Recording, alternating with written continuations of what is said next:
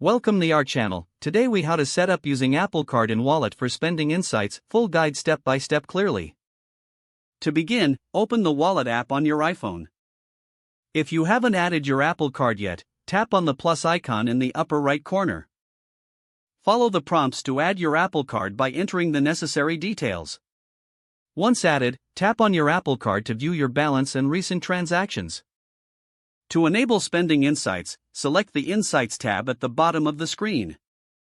Here, you will find a breakdown of your spending categorized by various types. Feel free to explore different timeframes to view your spending habits over days, weeks, or months. Tap on any category to see more detailed information about your transactions. If you wish to set up notifications, go back to your Apple Card screen. Tap on the three dots in the upper right corner to access settings. Here, turn on spending notifications to receive alerts about your spending. You can also set spending limits for yourself by adjusting preferences in the same settings menu. To sync your Apple Card with additional financial apps, select the Transactions tab. Make sure to link it with budgeting or financial management apps that support Apple Card integration. Lastly, regularly check your insights to stay informed about your spending patterns. This will help you make better financial decisions moving forward. If the page does not load, refresh the browser or try again in a private or incognito window. Make sure you are using the correct email address, then retype it carefully to avoid small typos.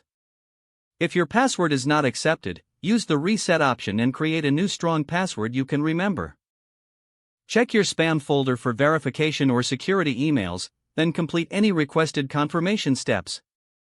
Enable two-factor authentication if available to improve account security and reduce unauthorized access risk. After signing in, review your profile details so your contact information and settings are accurate and current. If you see an error message, note it down and try again after restarting your device and internet connection. Log out when you finish, especially on shared devices, to keep your account and payment information secure.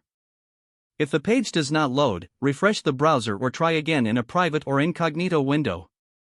Make sure you are using the correct email address, then retype it carefully to avoid small typos.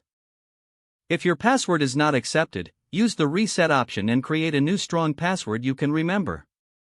Check your spam folder for verification or security emails, then complete any requested confirmation steps. Don't forget to like this video and subscribe to our channel for more step-by-step tech guides.